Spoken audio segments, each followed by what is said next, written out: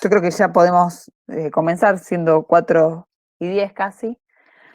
Eh, bueno, en el día de hoy, como habíamos dejado ya preestablecido el jueves pasado, teníamos como objetivo abordar, al menos en parte, la división del trabajo social. Eh, la idea era, como de costumbre, que ustedes avanzaran con la lectura. Han tenido oportunidad de ver, aunque sea por arriba, los textos. ¿Sí? Bien. La idea, como anticipábamos también el jueves pasado, es este año al menos, como toda la gran obra de la División del Trabajo Social, es susceptible de varias miradas. Este año vamos a tratar de enfocarnos en lo que nos permite la obra en sí misma y toda la temática desarrollada en ella, pensar la noción de función, más ampliamente la noción de función que ya anticipa el propio Durkheim en las reglas del método sociológico.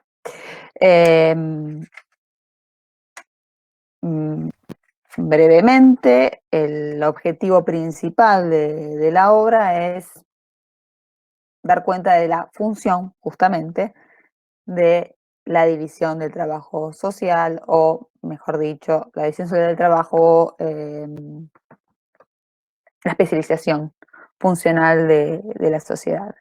En, en esta faena, lo que Durkheim primero rechaza son las tesis utilitaristas y liberales, las unas por considerar a la sociedad o reducirla, mejor dicho, a un entramado de contratos individuales o celebrados entre particulares, y la tesis utilitarista por justamente reducir el origen de o la causa de las instituciones, el hecho social, en este caso de la solidaridad y la división del trabajo social, en virtud de su utilidad que es anticipada y que, bueno, eh, a criterio de Durkheim esto no puede ser previsto, digamos. Hay todo un rechazo a concepciones teleológicas de los hechos sociales de las instituciones en el origen en el desarrollo de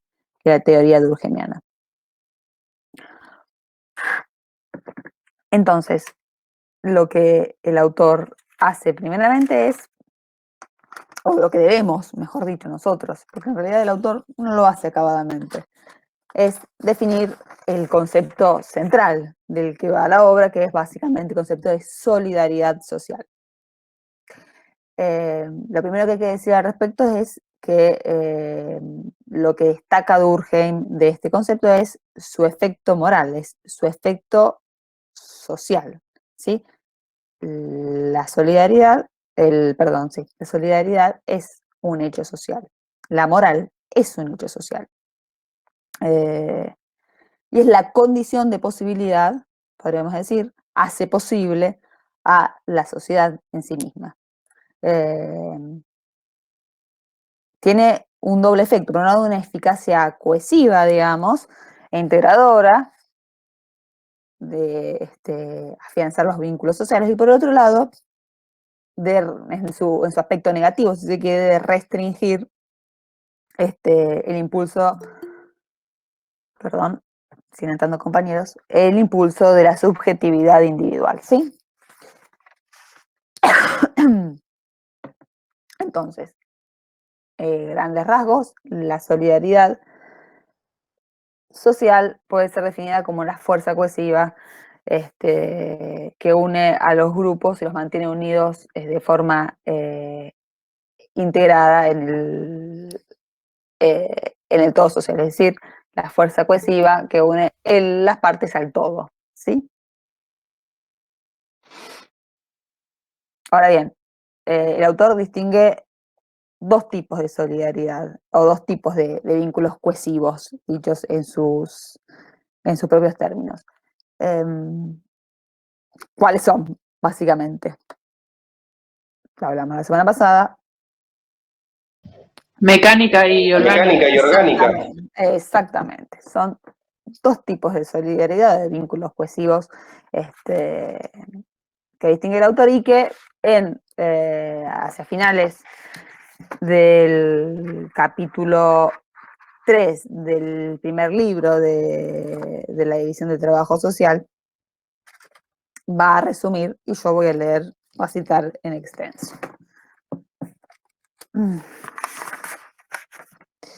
sé qué página le corresponderá a ustedes, a mí es de 209, pero es el apartado 4 del capítulo 3 del libro 1 de la División del Trabajo.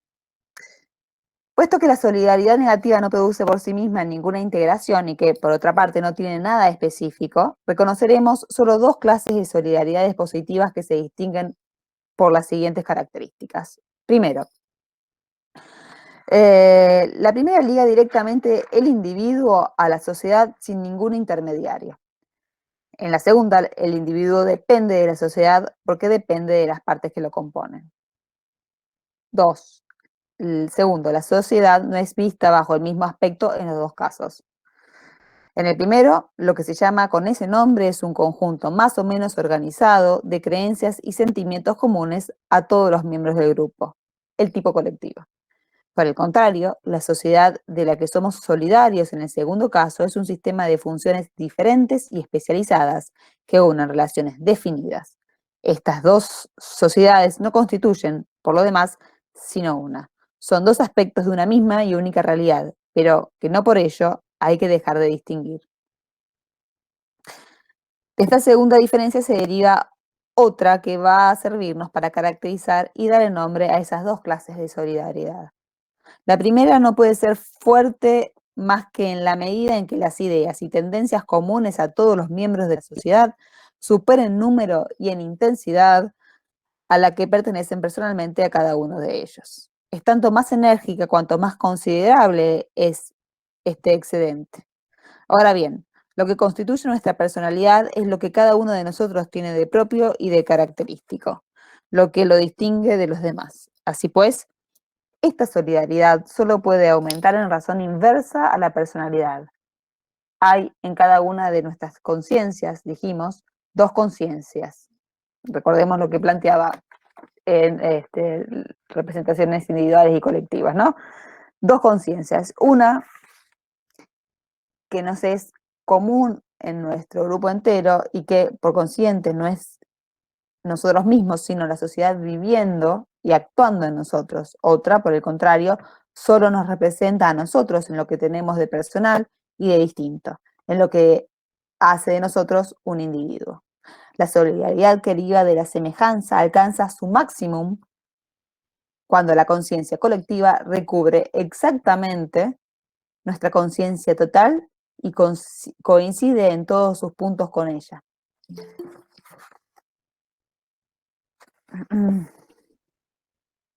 Pero en este momento, nuestra individualidad es nula. Ella solo puede nacer si la comunidad ocupa menos lugar en nosotros. Hay allí dos fuerzas contrarias, una centrípeta y otra centrífuga, que no puede crecer al mismo tiempo. No podemos desarrollarnos a la vez en dos sentidos tan opuestos. Si tenemos una viva tendencia a pensar y actuar por nosotros mismos, no podemos estar fuertemente inclinados a pensar y actuar con los otros. Si el ideal es hacerse una fisonomía propia y personal, no puede ser parecerse a todo el mundo. Además, en el momento en que esta solidaridad ejerce su acción, nuestra personalidad se desvanece, puede decirse por definición, pues no somos ya nosotros mismos, sino el ser colectivo, el tipo colectivo. Las moléculas sociales que solo serían coherentes de esta manera no podrían pues moverse juntas más que en la medida en que no tienen movimientos propios, como hacen las moléculas de los cuerpos inorgánicos. Por eso proponemos llamar mecánica a esta especie de solidaridad. Esa palabra no significa que tal solidaridad sea producida por medios mecánicos y artificialmente. Solo la llamamos así por analogía con la cohesión que une entre sí a los elementos de los cuerpos brutos, por oposición a la que conforma la unidad de los cuerpos vivos. Lo que termina de justificar esta denominación es que el lazo que une de este modo al individuo con la sociedad es análogo al que liga la cosa a la persona, la conciencia individual, y sigue todos sus movimientos como el objeto poseído sigue lo que le imprime su propietario. En las sociedades en que esta solidaridad está muy desarrollada, el individuo, lo veremos más adelante, no se, no se pertenece. Es literalmente una cosa de la que dispone la sociedad. Por eso, en esos mismos tipos sociales, los derechos personales no se han distinguido todavía de los derechos reales. Las cosas son muy distintas con la solidaridad que produce la división del trabajo. Mientras que la anterior implica que los individuos se asemejan, esta supone que difieren unos de otros. La primera no es posible más que en la medida en que la personalidad individual es absorbida en la personalidad colectiva. La segunda no es posible más que si cada uno tiene una esfera de acción que le es propia, por consiguiente, una personalidad. Es necesario, pues, que la conciencia colectiva deje descubierta una parte de la conciencia individual para que allí se establezcan esas funciones especiales que ella no puede reglamentar. Y cuanto más extensa es esta región, más fuerte es la cohesión que resulta de esta solidaridad. En efecto, por una parte, cada uno depende tanto más estrechamente de la sociedad cuanto más dividido está el trabajo. Esto no es menor. Uno depende tanto más estrechamente de la sociedad cuanto más dividido está el trabajo. Por otra parte, la actividad de cada uno es tanto más personal cuanto más especializada. Sin duda, o más circunscripta que esté, nunca es completamente original. Incluso el ejercicio de nuestra profesión. En el ejercicio de nuestra profesión nos acomodamos a usos y prácticas que nos son comunes con todas nuestras corporaciones. Pero, aún en este caso, el yugo que sufrimos es mucho menos pesado que cuando la sociedad entera pesa sobre nosotros y deja mucho más lugar al libre juego de nuestra iniciativa. Aquí, entonces, la individualidad del todo se acrecienta al mismo tiempo que la de las partes. La sociedad se vuelve más capaz de moverse con unidad, a la vez que cada uno de sus elementos tiene más movimientos propios. Esta solidaridad se parece a la que observamos en los animales superiores. Cada órgano, en efecto, tiene en ellos su fisonomía especial, su autonomía. Y sin embargo, la unidad del organismo es tanto mayor cuanto más acentuada se encuentra esta división de las partes. En razón de esta analogía, podemos llamar orgánica a la solidaridad debida a la división del trabajo. Y continúa hablando del derecho, que lo vamos a referir ahora inmediatamente, pero bueno, entonces, hay varios ejes a partir de los cuales compara ambos tipos o distingue ambos tipos de solidaridad. Un eje que tiene que ver con la relación entablada entre individuo y sociedad. En el tipo de solidaridad mecánica encontramos una relación directa y sin intermediarios entre el individuo y el todo social, mientras que en el tipo de solidaridad orgánica esta relación del individuo se establece con otros individuos en la medida que depende de ellos, es decir, la relación del individuo con la sociedad se encuentra mediada por su dependencia de otros individuos, en la medida en que cada uno está especializado, ¿no? También difieren, entonces, respecto de la naturaleza de lo social, mientras que en el tipo de solidaridad mecánica, la sociedad implica un conjunto más o menos organizado de creencias y sentimientos comunes, y su intensidad depende de la intensidad justamente de estos sentimientos y tendencias compartidas. En el otro, la sociedad es considerada como un sistema de funciones, ¿sí? Diferentes y bien definidas, relacionadas entre sí.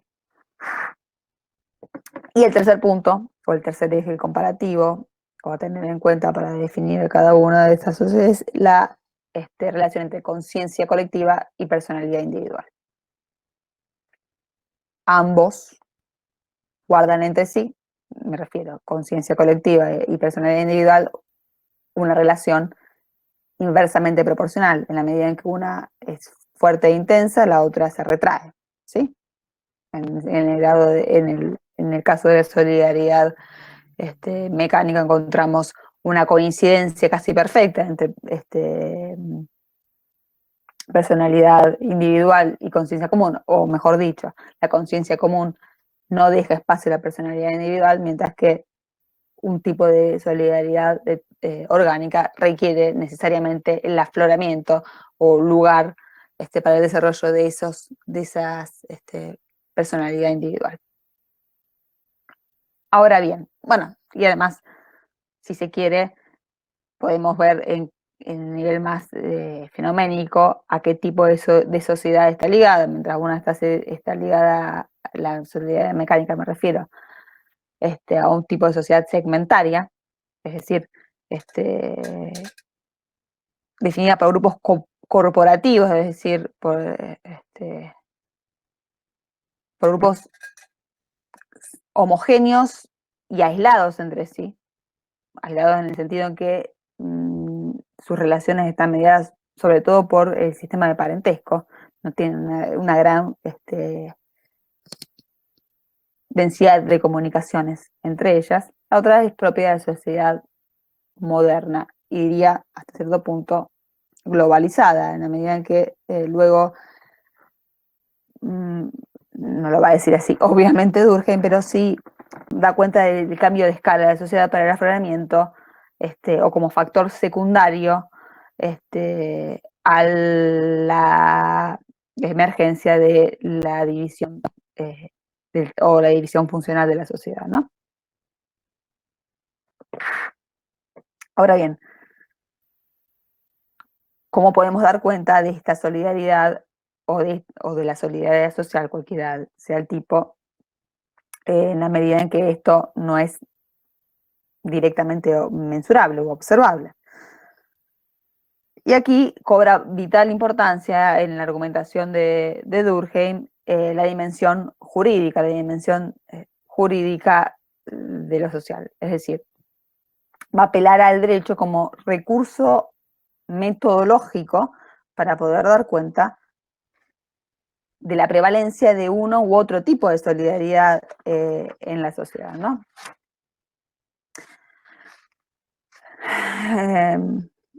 Y va a establecer una clasificación de las formas de derecho de acuerdo con las formas de sanción típicas.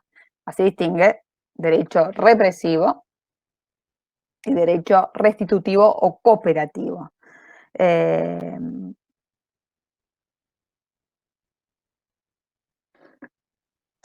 derecho entonces aparece como un indicador externo, como un símbolo del tipo de solidaridad.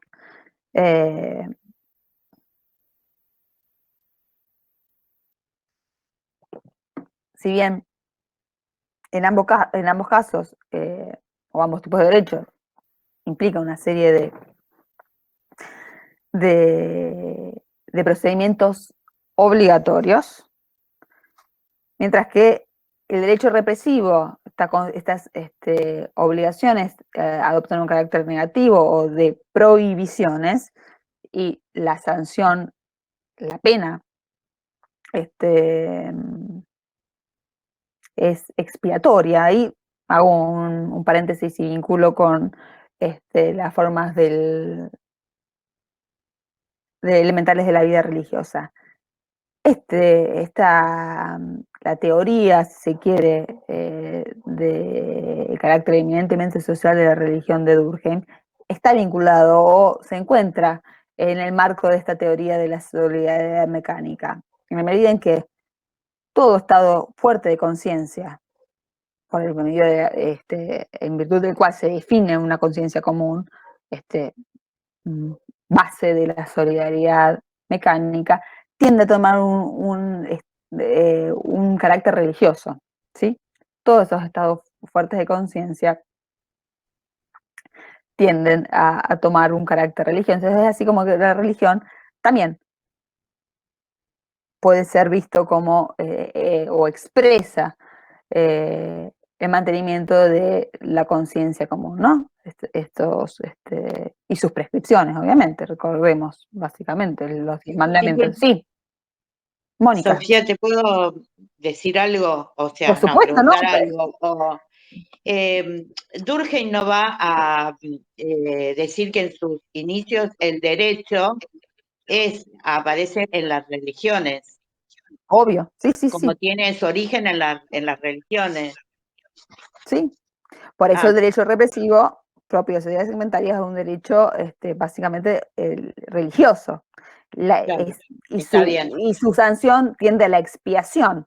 Distinto, claro, la pena tiende a la expiación. ¿Por qué? Porque lo que está amenazando, lo que está es lesivo de la conciencia colectiva, de esos estados fuertes de conciencia. En el caso de la restitución, o del derecho restitutivo más ampliamente, lo que intenta regular es cierta modo de actuar entre los individuos. Y la contravención a esos modos de actuar, lo que intenta, y su sanción, lo que intentan es restablecer esas condiciones para que esos modos de actuar puedan llevarse a cabo de acuerdo con esa división funcional. Es decir, lo que intenta es la sanción en un derecho de tipo restitutivo es restituir las condiciones a su estado previo a la contravención, digamos, que permite un normal desempeño de esas funciones especializadas. ¿Sí? Además está decir que esto son dos aspectos, si se quiere, que no es, o sea, la conciencia colectiva no desaparece completamente en una sociedad de tipo orgánica. Lo que sucede es que se retrae, pero siempre hay un estado, digamos, de conciencia colectiva, que lo va a identificar, por ejemplo, con el culto al individuo. El culto al individuo que, que, que prevalece, va a decir, en la sociedad moderna es ese mínimo sustrato de conciencia colectiva que tenemos en común, que forma parte, digamos, de esa conciencia colectiva hasta internacional, digamos. Es una conciencia común, digamos, el culto al individuo, el culto al respeto a esta personalidad individual. Ahora, de lo dicho, se... ¿Qué sería el culto al individuo? ¿Como la idolatría, por ejemplo? Culto a el establecimiento de una independencia individual, digamos.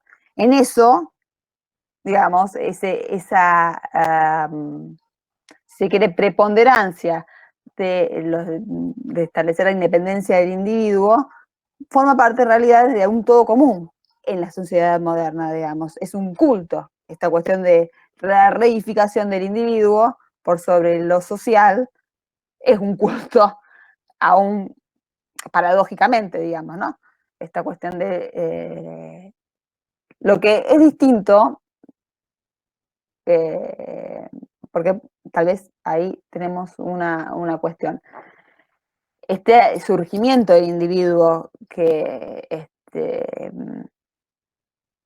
prevalece, digamos, en la solidaridad orgánica, no es homólogo a decir a egoísmo, sino tenemos más bien lo que sucede es una internalización de ese colectivo en el individuo, ¿sí? No es que la colectividad, por eso podemos hablar de que el individuo es al mismo tiempo, hay doble fuerza, digamos. Hay un mayor lugar a la personalidad individual, pero a su vez el individuo es más dependiente del resto de los individuos en un tipo de solidaridad orgánica. Entonces, ese doble juego se da en la medida en que hay cierta, si bien hay un desarrollo de la personalidad individual, hay ciertas formas, lo social parece inmanente al individuo. Después lo vamos a ver bien, porque en todo caso, y ahora vamos a ver cuáles son las causas de esa división del trabajo, dónde identifica Durkheim la causa de la división del trabajo social. Pero antes que esto, quería entonces, sí, alguien, no, me pareció que se había encendido un micrófono. Bueno, esta dimensión jurídica de lo social y esta relación entre derecho represivo y derecho restitutivo o cooperativo y su vínculo o su forma de indicarnos la prevalencia de uno u otro tipo de solidaridad, podemos establecer que, primero, existe una relación de correlación entre tipo de solidaridad y tipo de derecho, es decir, que la solidaridad mecánica es el derecho represivo, como la solidaridad orgánica es el derecho restitutivo, ¿no? Esta solidaridad, esta relación de correlación entre ambas, entre solidaridad y tipo de derecho, es directamente proporcional, es decir, la prevalencia de formas restitutivas y cooperativas de derecho es correlativa a la prevalencia de un tipo de solidaridad orgánica, es decir, de las relaciones sociales derivadas de la división del trabajo o de la especialización funcional de la sociedad. Mientras que, a la inversa, la prevalencia de un derecho de tipo represivo nos da indicio de que lo que está prevaleciendo o la forma de vínculo social es de tipo mecánica y no orgánica.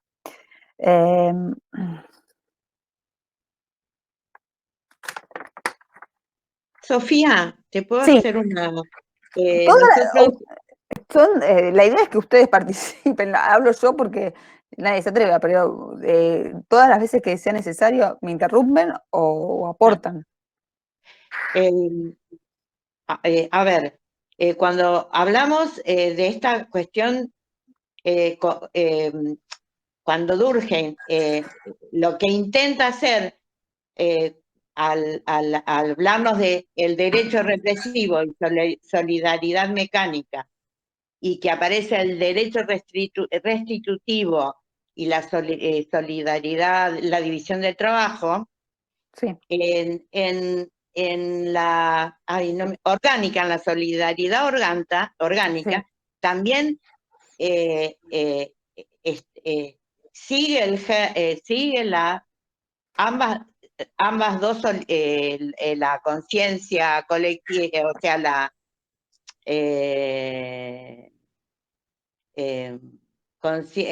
solidaridad colectiva y la individual. No me sale, no es solidaridad, es Conciencia. conciencia colectiva y la conciencia individual. Ambas están dentro de la orgánica. Lo que pasa es que la conciencia colectiva se hace más difusa en la orgánica. Es que sí, la conciencia colectiva pierde ese estado ahí, se retrae, pierde ese Claro, estado se va retrasando. ¿Sí? de intensidad, digamos, Exacto, es la y de intensidad extensión. lo que hace. Exactamente, claro. Exactamente. Y no quiere decir que dentro de de la solidaridad, o sea, de la división del trabajo, de esa sociedad donde hay división del trabajo, no exista el derecho represivo. Sigue No, por existiendo. supuesto que no, por Lo supuesto, que siempre hay un sí, mínimo. lo que va tomando por la misma evolución social que se va produciendo, porque habla Durkheim, en este momento, cuando hablamos de este tipo de, en este tipo de escrito de él es muy evolucionista. Se va sosteniendo y soportando en Darwin, medio darwiniano lo encontré yo. Sí, totalmente. No solo sus argumentaciones, a ver, totalmente. No solo sus argumentaciones, sino Claro, sus ejemplos, cómo te va llevando dentro de la lectura. y sí, hasta ciertas herramientas conceptuales, como por ejemplo Claro, la supervivencia, la lucha por la supervivencia cuando nos va a hablar de las causas de la división del trabajo social. Dicho esto, lo que está planteando no es una visión unilineal, dice, porque la división del no, trabajo social en todo caso no es dada determinadas causas o condiciones de posibilidad, no es la única resolución a esa causa, que ahora que a eso iba justamente. Pero definitivamente se vale de la argumentación darwinista, digamos, de todo el marco, cierto marco conceptual de Darwin, y evidentemente también del carácter, digamos, de histórico, o del tema de diacronía entre un paso de una forma a otra, ¿no? Pero sí, totalmente, Mónica. Ahora bien, voy a eso justamente. Y les pregunto a ustedes, ya que estamos. ¿Cuál es la causa, o qué identifica como causa de la división del trabajo, o sea, del surgimiento de la división del trabajo Durkheim? Por lo menos la primaria. la densidad el volumen y las cercanías, o sea que comienzan a estar más comunicadas distintas partes de la sociedad o distintas sociedades, se van, empiezan a estar, los medios de comunicación comienzan a cambiar y la densidad de la población también, no, el volumen de la población y la densidad de la misma. Está bien. Lo que refiere básicamente todo esto se engloba en densidad dinámica. No es una densidad material, es decir, no solo un aumento demográfico, sino un aumento de las comunicaciones, sobre todo. Exacto. En todo caso, el aumento poblacional o el aumento demográfico es una causa necesaria, pero no suficiente para esto. Exacto. ¿Sí? Sin embargo, antes que eso, Durkheim nos alerta de varias cuestiones. Primero, que la función no explica la causa, ¿sí? Es decir, el hecho de que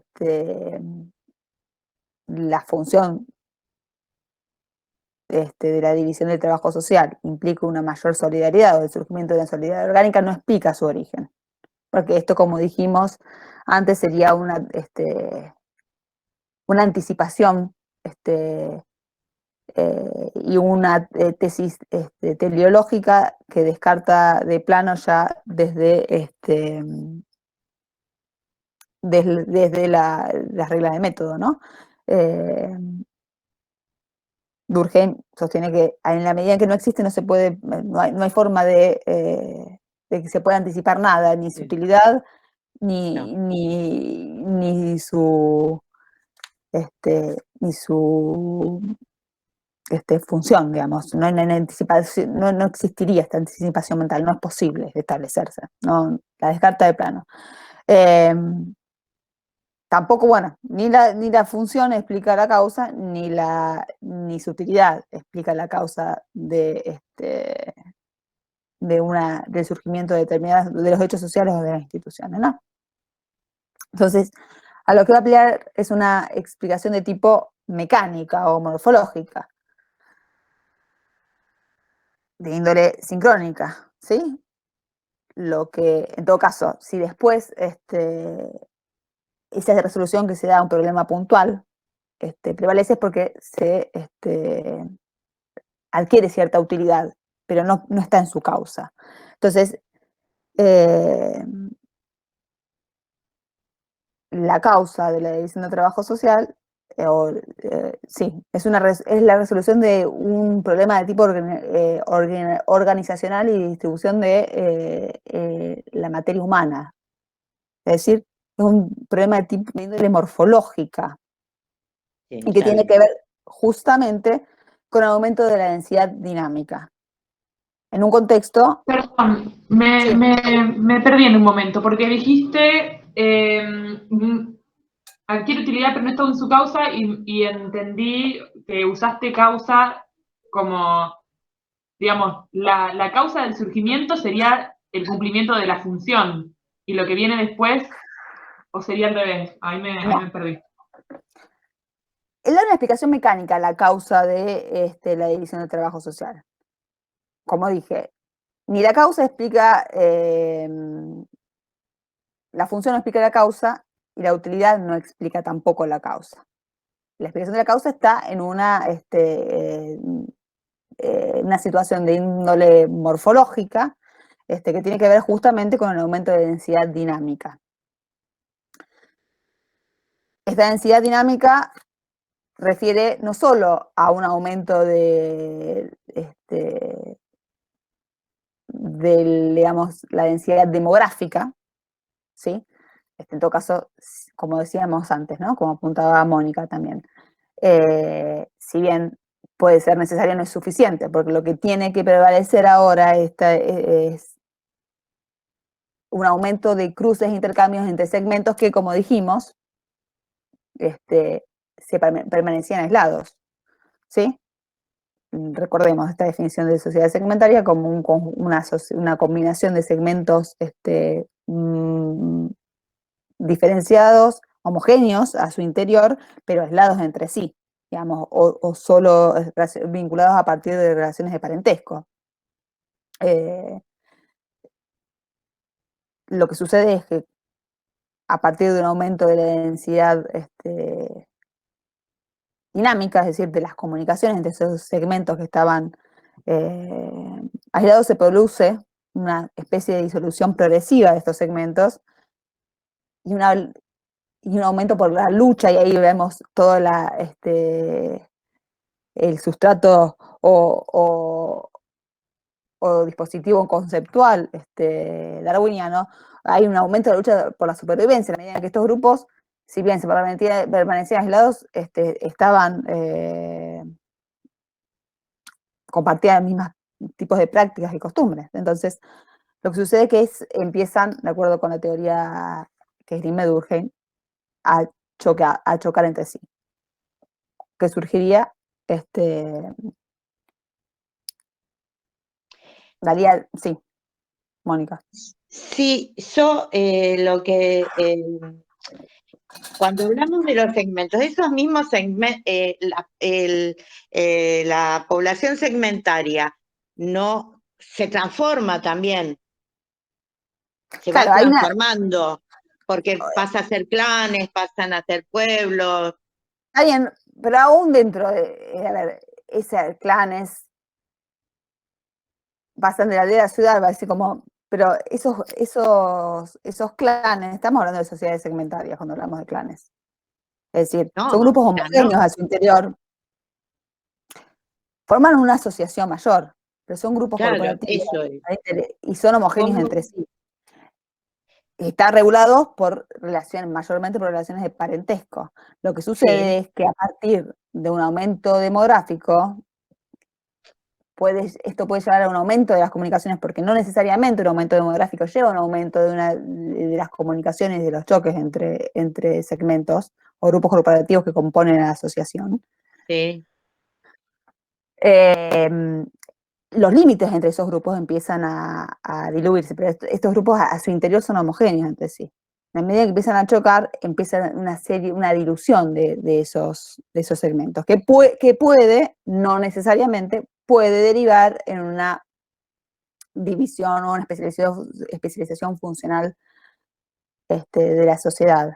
Es decir, que esos grupos, la sociedad total se mantenga a partir de que esos clanes empiecen a estar especializados, no a partir de relaciones de parentesco. Es decir, no a partir de compartir una conciencia común, sino de complementarse, de cooperar entre sí. Eso de cooperar. La cooperación tiene que haber una sociedad conformada para que exista cooperación. Así, esta es la perspectiva durkheimiana.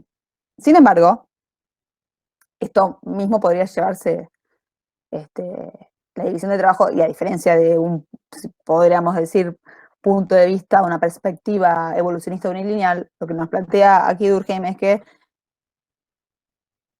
la división de trabajo social, en todo caso, es una de las respuestas a ese problema material, digamos, que tiene que ver con el aumento de la densidad dinámica de la sociedad. Pero no es necesariamente así. No todo aumento de la densidad dinámica conlleva necesariamente un aumento o una especialización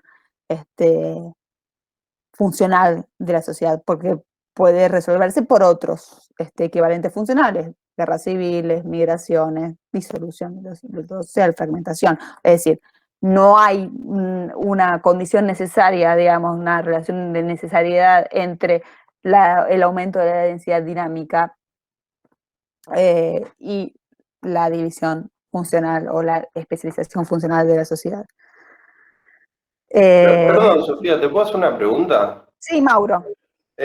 A ver si entendí bien. Entonces, uno de los factores principales que determinaría la división social del trabajo es el aumento demográfico, digamos. No, el aumento demográfico es uno de los aspectos que puede llevar a una densidad dinámica.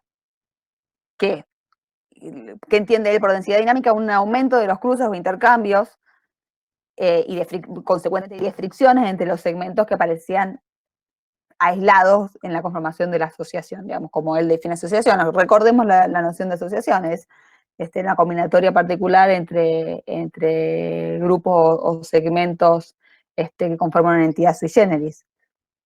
Pero estos grupos a su interior son homogéneos entre sí. Una densidad poblacional puede conllevar una densidad dinámica, un aumento de las comunicaciones entre estos grupos que permanecían en cierta medida aislados, y este aumento de y que además estos aumentos de las comunicaciones se dan en un contexto de homogeneidad entre grupos, es decir, si bien se permanecen aislados, hay ciertos nichos de supervivencia y tendencias que son comunes. Entonces, esto produce choques, y una de las resoluciones a este tipo de choques para resolver este problema material es la división del trabajo, la especialización funcional de la sociedad, pero no necesariamente es la resolución que dan todas las sociedades. Existen equivalentes funcionales, se reconocen equivalentes funcionales a este problema material, si se quiere. Y sí, si se quiere, la densidad dinámica, o el aumento de la densidad dinámica es el factor primario o positivo, pero también existen factores secundarios que favorecen o facilitan, si se quiere, la estabilización de esas condiciones primarias, digamos. Por sí sola, la densidad dinámica definitivamente no explica la división funcional de la sociedad. Entonces, él reconoce una serie de factores secundarios que básicamente tienen que ver con el retroceso de la conciencia común. ¿Sí? Podemos mencionar, pero la idea es, lo primario es un aumento de las comunicaciones de densidad dinámica que tiende a diluir los segmentos, ¿sí? Progresivamente. Y por otro lado, un necesario retroceso de la conciencia común, que permita aflorar esta conciencia particular o individual.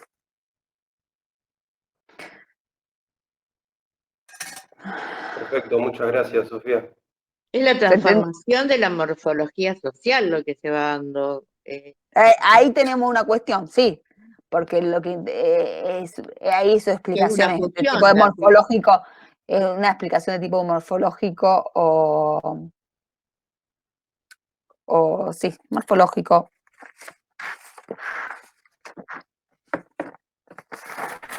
O mecánico, digamos, una explicación mecánica, digamos. Si queremos diferenciar de explicaciones de tipo utilitarista o teleológicas. Sin embargo, ahí tenemos una cuestión, porque, y esto sí lo quiero vincular justamente con la noción de función, porque en última instancia habíamos dicho que la función, tal y como él la define en las reglas del método sociológico, puede ser reinterpretada o podíamos abordarla desde la perspectiva de la eficacia simbólica, ¿se recuerdan? Es decir, en la medida en que todo es representación, la eficacia, y conseguimos a la eficacia como desde esa perspectiva, digamos, relativa e intelectiva, digamos, especulativa, tal vez en última instancia la función puede ser vista, o una función de todo hecho social en última instancia es esta noción, perdón, esta función especulativa, es decir, esta función representacional, es decir, permitir a los grupos pensarse a sí mismos en relación a los objetos que le afectan. Y esto es toda una cuestión respecto de lo que nos señala Mónica.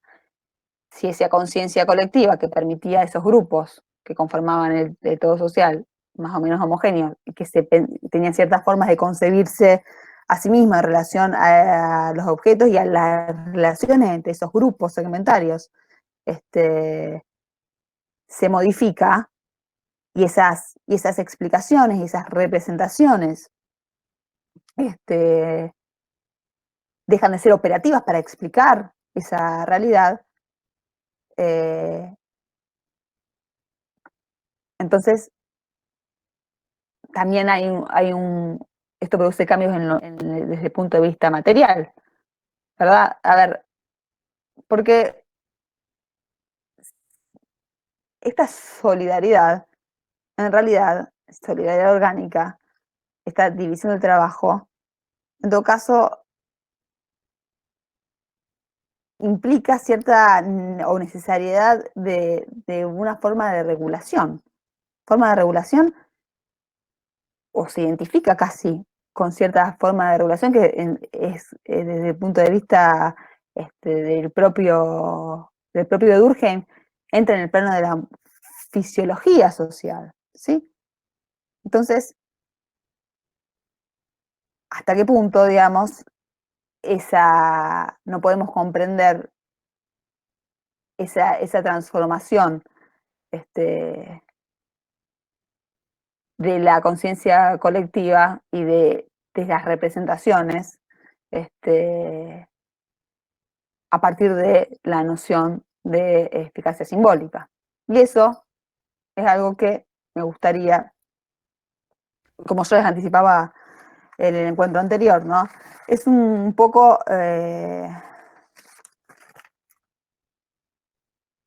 no lo propongo yo, lo propone Juan, ¿no? De entender esta relación entre estructura política como como sustrato necesario de las representaciones, sustrato material de las representaciones, y las transformaciones de ese todo social, digamos, y las transformaciones de esas representaciones.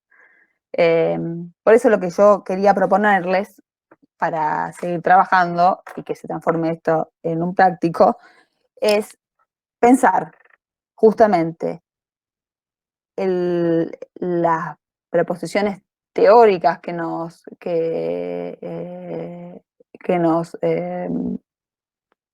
presenta Durkheim en la división del trabajo social en clave de la noción de función y de eficacia simbólica.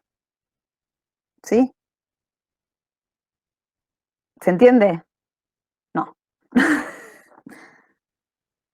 La idea es que pensemos, esta función, el objetivo de la obra, que es establecer cuál es la función de la división de trabajo social, en virtud de una lectura de la noción de función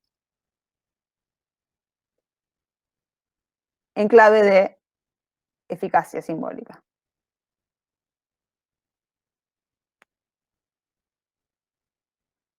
Eficacia simbólica, recordemos, de índole especulativa, intelectiva, que lo que intenta es explicar, hacer pensable determinadas situaciones a los grupos, a la sociedad. Sobre todo teniendo en cuenta el plano o la dimensión jurídica de la que se vale el propio Durkheim. La dimensión jurídica siempre es fisiológica, ¿no? Está en el plano representacional. A la que apela Durkheim justamente para dar cuenta de la forma de solidaridad. Sofía, te hago una así, porque acá sí que... yo me acuerdo, o lo que entendía, es que la morfología es fisiológica, es una función fisiológica llevada a casi a la máxima potencia, digamos. Y dentro de la morfología se considera la estructura social. Sí. Estructura política, perdón. Estructura No, política. la estructura política es un hecho morfofisiológico. Exacto, morfofisiológico. Pero si nosotros decimos que la morfología es un hecho fisiológico, casi es un hecho, también se considera un hecho fisiológico. Lo que vos estás no? diciendo es que él lo que plantea en determinado momento es que las formas de ser son formas de hacer consolidadas. Claro, exacto. Por eso lo plantea como que la morfología sería una fisiología cristalizada en algún punto. Cristalizada, exactamente. En este caso, cuando nosotros estamos acá con esto,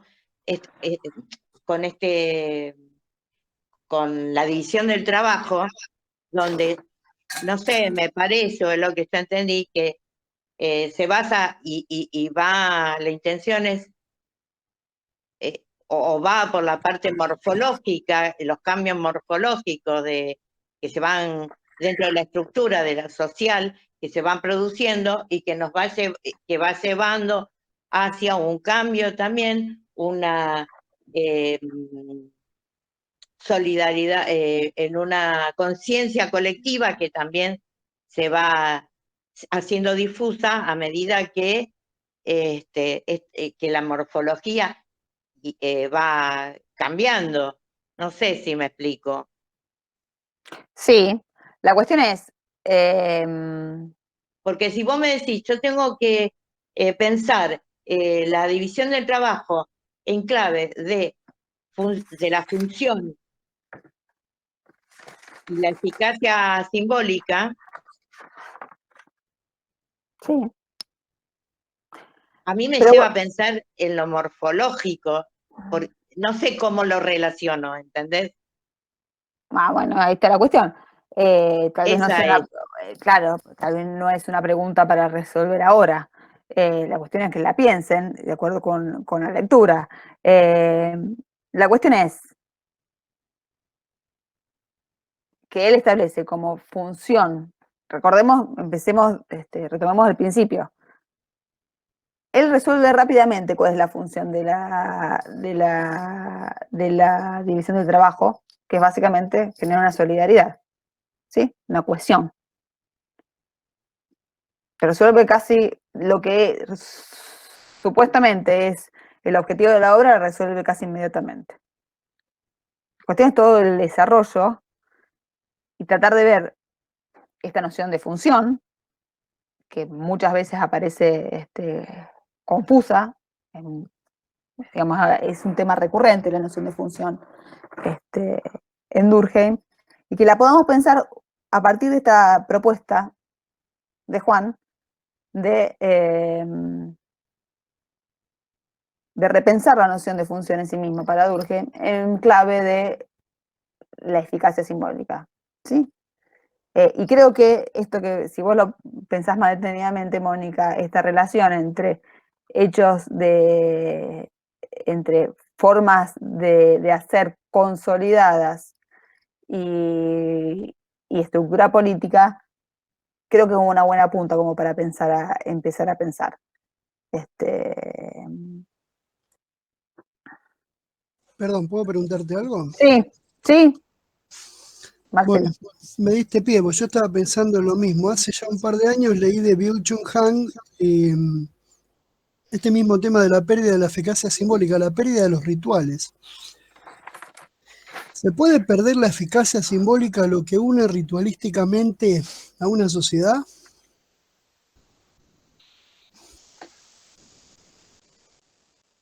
La cuestión es, a ver, aparece, vos decís como que el ritual aparece como una repetición sin sentido, digamos, no es eficaz, pero se mantiene. Un ritual que hace que se va perdiendo con el tiempo, que pierde su eficacia como símbolo a nivel colectivo y que hace, por ejemplo, que la vestidura sacerdotal sea ridiculizada, por ejemplo.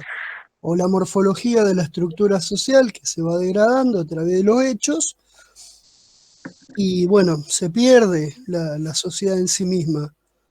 Yo entiendo lo que dice el tipo, pero por ahí me preocupa mucho, profesora, tratar de llevarlo a la praxis, a la realidad, decir, bueno, y esto lo puedo invocar acá, y a veces que me paso horas enteras pensando, casi en un divague interno, y suelen suceder cosas interesantes. Por ejemplo, ¿se puede perder la morfología? La solidaridad, esa solidaridad, perdón, que une. ¿Por qué no podría perderse? En realidad, el problema es que la división del trabajo o la especialización funcional no basta como para explicar la solidaridad. Es decir, si avanzamos en la lectura de la división del trabajo, el hablar de formas anómicas, ¿sí? De división, es decir, cuando la división del trabajo social no genera un tipo de solidaridad que sustituya a la solidaridad derivada de la conciencia común. Entonces, aparece como una especialización, claro, son las formas anómicas que él define. Entonces, pero, a ver, estas formas anómicas nos sirven sobre todo para dar cuenta en todo caso, cuáles son las condiciones de la solidaridad. Porque en todo caso, entonces, no basta con la división funcional de la sociedad para generar un tipo de solidaridad. Porque, ¿qué sucede? En las formas anómicas se da esta especialización desregulada. Lo que se requiere es que esté regulada, digamos, que haya cierta previsión.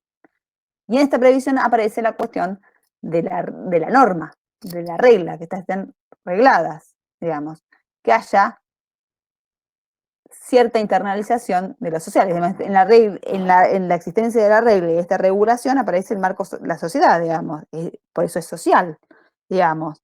Entonces, por eso apunto a esto, como esta función de la división del trabajo social puede ser reída, digamos, en clave de su eficacia, ¿sí? Pensando en la función en clave de eficacia, para pensar no solo digamos, explicarse y ser operativa en la práctica, ¿no? Para mantener la cohesión social, que en definitiva de eso estamos hablando. La unidad del grupo, de la sociedad, lo que hace posible la existencia y la reproducción social.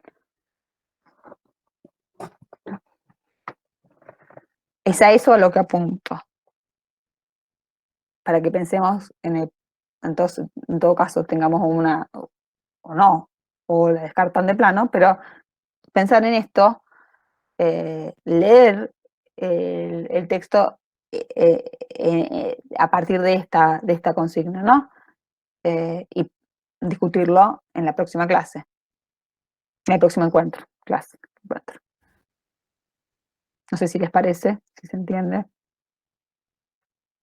Sí, la idea sería pensar cuál es la eficacia del trabajo social, o sea, qué permite pensar.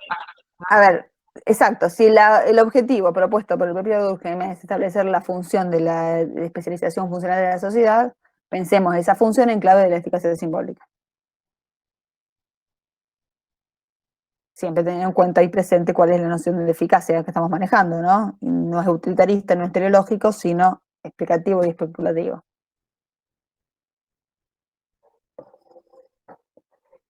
Perdón, Sofía, no sé si lo dijiste, posiblemente sí, yo no lo pude escuchar o no estuve presente. De la división del trabajo social, ¿qué partes del libro son las obligatorias? Todo. Fíjense está en la bibliografía obligatoria el libro completo. Dicho esto, si ustedes van al aula virtual, además de tener cargado el libro completo, hay una guía de lectura. Les va a servir como orientación. Yo no puedo decir cuál que entra, no lo voy a decir, pero se van a dar cuenta, básicamente. Además, ya dimos más o menos cuál es el tipo de solidaridad orgánica y mecánica, cuáles son las causas, factores primarios, factores secundarios.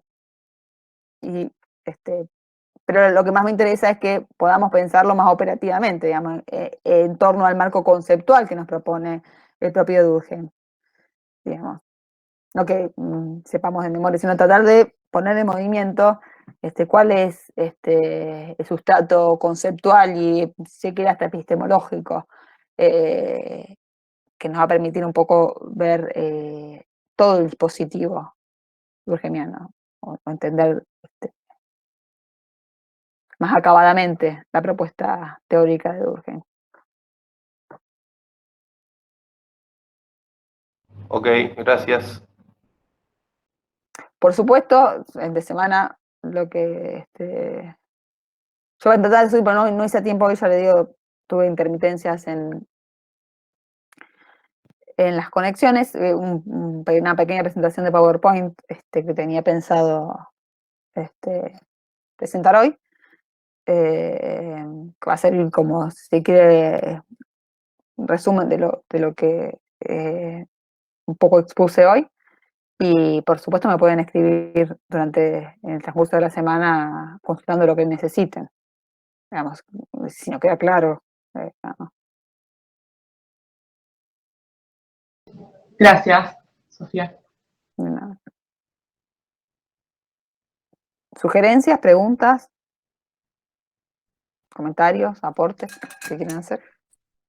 Sofía, a ver si no estoy muy colgada con lo que te Yani, voy a preguntar. no, por favor. Decime, Yani. Por ahí, con respecto a esto de la eficacia simbólica y la cuestión orgánica de las sociedades, debería hacerla ahora. O sea, nosotros para hacer la división del trabajo, del trabajo y demás, tenemos, como me parece que la hora es algo, lo traigo a estos momentos, ¿no? A la cabeza de hoy. La eficacia simbólica sería el horario, que es algo relativo, y a nosotros nos sirve como para movernos en nuestra vida cotidiana. O sea, Sí, bueno, a ver, más. él lo que está dando cuenta, sobre todo por su perspectiva metodológica, ¿no? Es de las reglas, de la norma, porque es lo que nos permite dar cuenta, de acuerdo con su perspectiva,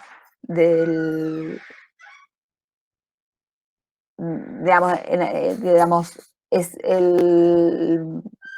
la manifestación fenoménica, ¿sí? de la solidaridad. En todo caso, yo pondría los convenios de trabajo, por ejemplo. Porque en realidad está haciendo alusiones al derecho, digamos, civil, comercial, por supuesto, laboral, digamos. Es esa dimensión a la que está haciendo, pero cómo cambia, porque en realidad, en todo caso, ¿qué es lo primero? ¿Cambia la norma? ¿Es esa manifestación fenoménica? ¿O o prevalece, digamos, una costumbre que después se cristaliza en una norma? A ver, Ahí va quedando. yo digo, a Sí, ver, la función que cumple la institución jurídica, la eficacia simbólica que cumple la función de las instituciones jurídicas dentro de la sociedad que regla. en todo caso, más que las instituciones jurídicas, si quiere, las normas, sí. Normas jurídicas, sí, perdón. Porque en Expresan, realidad también estamos relacionando la función de las instituciones dentro de claro, esa sociedad que va reglando y la eficacia simbólica de esa institución o de esa función que cumple la institución dentro de la sociedad a la que nos estamos refiriendo. pero claro, esas normas son representaciones. Claro, Bueno, ahí vamos. es así. Ahí Ah, vamos. lo van pensando, exacto. Lo van- la cuestión es Porque que si esa vos función, decís, a ver, yo pienso en el derecho restitutivo, estamos hablando, suponete, qué sé yo, cuando hablábamos del derecho penal, que ni está escrito porque todos saben, todo se supone, y es así que lo que vos estás penalizando es algo que se supone que toda la sociedad, aunque lo sabe, es así. Y en el derecho restitutivo estamos hablando del derecho civil, sí, por derecho civil, ejemplo, comercial, que podés contractual. tener, que puede ser personal o puede ser real, que una hipoteca, por ejemplo, dentro de, vos tenés una hipoteca y a quién le corresponde, no sé, es así, nosotros, no es coercitivo el derecho restitutivo. No, tiene otro, no es tan, o sea, está relacionado con la pena, que el derecho restitutivo no tiene pena, tiene un De otra arreglo forma, de partes, sí, me parece. sí, lo que establece son procedimientos y sanciones a la contravención de esos procedimientos, pero esa sanción lo que intenta es restituir el buen Sí, funcionamiento de esa división, es decir, las condiciones para claro, el normal funcionamiento de esa. No intenta volver a un estado, digamos, el esa es derecho una anomia represivo. Claro, el derecho represivo es, es expiatorio. expiatoria. No hay forma, lo que lesiona, no hay forma de volver hacia atrás, no hay vuelta atrás. Aquí se pueden restablecer las condiciones para el Claro, normal ahí funcionamiento de la está. cuestión. Pero bueno, los dejo, pero va más allá del tipo de derecho. Lo que yo intento es que tratamos de ver más ampliamente, de entender más cabalmente, digamos, cómo concibe la función, la noción de función, Durkheim, y tomar como ejemplo, digamos, la división de trabajo social, digamos, que nos establece un buen ejemplo y arduo de justamente de cómo está entendiendo la función.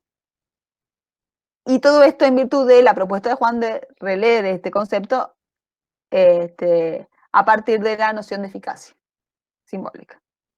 Eso es lo que apunto. Para pensar. Ahora sí, una lectura sopesada de la división del trabajo.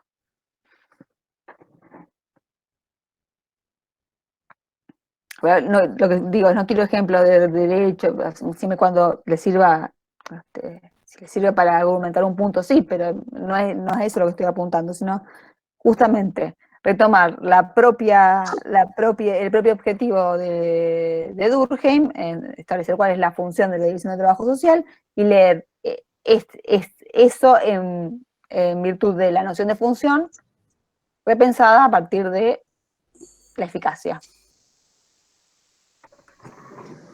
Perdón, Sofía. Sí, Marcelo. Entonces yo ya me voy a retirar a trabajar y Bueno. de paso lo vuelvo a reiterar la pregunta. Entonces yo me puse para pensar, ¿cómo entiende Durkheim la función de la división del trabajo social desde la noción de eficacia simbólica? Pensar en eso de acuerdo al enclave de Juan. Claro, la propuesta de Perfecto. Juan, mi amor. Sí. Perfecto, perfecto. Bueno, te agradezco por el tiempo. Hasta la vuelta.